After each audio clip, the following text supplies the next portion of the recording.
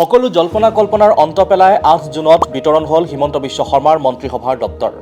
ৰাজ্যপালৰ অনুমোদনৰ পিছত নতুনকৈ গঠিত ১২জনীয়া মন্ত্ৰীসভাৰ দায়িত্বসমূহ ঘোষণা কৰিলে। নলবাৰীৰ বিধায়ক তথা মন্ত্ৰী জয়ন্ত মল্ল বৰুৱাক বিত্ত, পৰিৱেশ আৰু বন, খনি আৰু খনিজ সম্পদ দপ্তৰৰ দায়িত্ব দিয়া হৈছে। আজি এই ভিডিঅ'টোত আলোচনা কৰিম অসমৰ ৰাজনীতিত দীঘলীয়া সময় ধৰি সক্ৰিয় হৈ থকা মন্ত্ৰী জয়ন্ত মল্ল বৰুৱাৰ ৰাজনৈতিক জীৱনৰ পৰিক্ৰমাৰ বিষয়ে।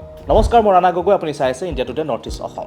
জয়ন্ত মল্ল বৰুৱা ২০১১ চনত নলবাৰী সমষ্টিৰ পৰা কংগ্ৰেছৰ বিধায়ক হিচাপে প্ৰথমবাৰৰ বাবে বিধানসভালৈ নিৰ্বাচিত হৈছিল। ২০১৫ চনত তেওঁ মুখ্যমন্ত্ৰী ডক্টৰ হিমন্ত বিশ্ব শৰ্মাৰ সৈতে কংগ্ৰেছ এৰি বিজেপিত যোগদান কৰিছিল। কিন্তু ২০১৬ চনৰ বিধানসভাৰ নিৰ্বাচনত বিজেপিয়ে জয়ন্ত মল্ল বৰুৱাক টিকট প্ৰদান কৰা নাছিল। তাৰ পাছত ২০১৯ চনৰ লোকসভা নিৰ্বাচনতো প্ৰতিদ্বন্দ্বিতা কৰাৰ মন আছিল জয়ন্ত মল্ল বৰুৱাৰ। কিন্তু সেইবাৰো দলে টিকট প্ৰদান কৰা নাছিল। তথাপিও হতাশ হোৱা নাছিল জয়ন্ত মল্ল বৰুৱা। বহু নেতাৰ বাবে এনে পৰিস্থিতিত ৰাজনৈতিক ক্ষেত্ৰখনৰ পৰা হয়তো আঁতৰাই আনিলেহেঁতেন। পৰৱৰ্তী সময়ত কৰ্মৰ জৰিয়তে দলত নিজৰ স্থিতি শক্তিশালী কৰে মন্ত্ৰী জয়ন্ত মল্ল বৰুৱাই। আৰু তাৰ পাছতেই তেওঁ ২০২১ চনত পুনৰবাৰ নলবাৰীৰ পৰা জয়লাভ কৰি বিধানসভালৈ নিৰ্বাচিত হয়। বিধায়কৰ সমান্তৰালকৈ জয়ন্ত মল্ল বৰুৱাই দায়িত্ব লাভ কৰিলে জনস্বাস্থ্য কাৰিকৰী, পৰ্যটন আদি গুৰুত্বপূৰ্ণ বিভাগৰ মন্ত্ৰী হিচাপে। জয়ন্ত মল্ল বৰুৱাৰ ৰাজনৈতিক যাত্ৰা বৰ মসৃণ নাছিল। ২০২৫ চনত গীৰ গাই বিতৰ্কত সমালোচনাৰ সন্মুখীন হ'ব লগা হৈছিল মন্ত্ৰী জয়ন্ত মল্ল বৰুৱা। তেওঁৰ পৰিয়ালে দুগ্ধ উৎপাদনৰ বাবে চৰকাৰী আঁচনি লাভ কৰাত বিৰোধী দল আৰু কেইবাটাও সংগঠনে এই বিষয়ত মন্ত্ৰী জয়ন্ত মল্ল বৰুৱাৰ বিৰুদ্ধে অভিযোগ তোলে। লগতে ৰাজ্যজুৰি এই বিষয়ক লৈ চৰ্চাও হয়।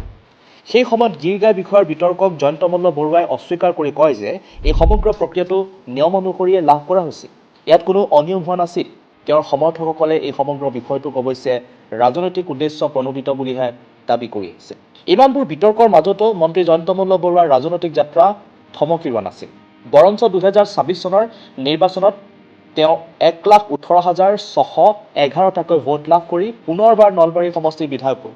তেওঁ কংগ্ৰেছ প্ৰাৰ্থীক ৬০,১০১টা ভোটৰ বিশাল ব্যৱধানত পৰাস্ত কৰিবলৈ সক্ষম হৈছিল। এই ফলাফলে আকৌ ৰাজ্যিক বিজেপিত তেওঁৰ প্ৰভাৱ আৰু অধিক বৃদ্ধিহে কৰিলে। নতুন মন্ত্ৰীসভাত বিত্ত বিভাগৰ দায়িত্ব লাভ কৰাৰ ফলত জয়ন্ত মল্ল বৰুৱা এতিয়া অসমৰ আৰ্থিক নীতি নিৰ্ধাৰণৰ কেন্দ্ৰবিন্দু। ৰাজ্যৰ বাজেট প্ৰস্তুত কৰা, ব্যয়ৰ অগ্ৰাধিকাৰ নিৰ্ধাৰণ কৰা আৰু উন্নয়নমূলক আঁচনি আগবঢ়োৱাত তেওঁৰ গুৰুত্বপূৰ্ণ ভূমিকা থাকিব এতিয়াৰ পৰা। একেদৰে পৰিৱেশ আৰু বন বিভাগৰ লগত খনি আৰু খনিজ সম্পদৰ বিভাগৰ দায়িত্ব অৰ্পণ কৰা হৈছে। ইয়াৰ ফলত প্ৰাকৃতিক সম্পদৰ সংৰক্ষণ আৰু উন্নয়নৰ মাজত সমতা ৰক্ষা কৰাৰ দৰে গুৰুত্বপূৰ্ণ বিষয়সমূহ তেওঁ এতিয়াৰ পৰা চম্ভালিব লাগিব। দায়িত্ব আৱণ্টনৰ সময়ত মুখ্যমন্ত্ৰী ডক্টৰ হিমন্ত বিশ্ব শৰ্মাৰ নতুন মন্ত্ৰীসভাই অসমৰ উন্নয়নৰ অধিক গতিশীল কৰিব বুলি এতিয়া আশাবাদী ৰাইজ।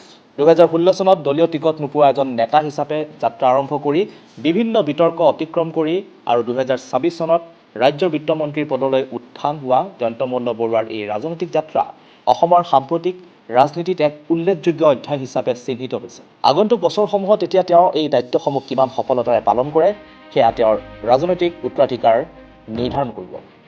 ভিডিঅ'টো চাই আপোনালোকে কেনেকুৱা পালে আৰু এই বিষয়ে আপোনালোকৰ মতামত জনাওক আমাৰ কমেণ্ট ছেকশ্যনত আৰু চাই থাকিব India Today North East Assam. ধন্যবাদ।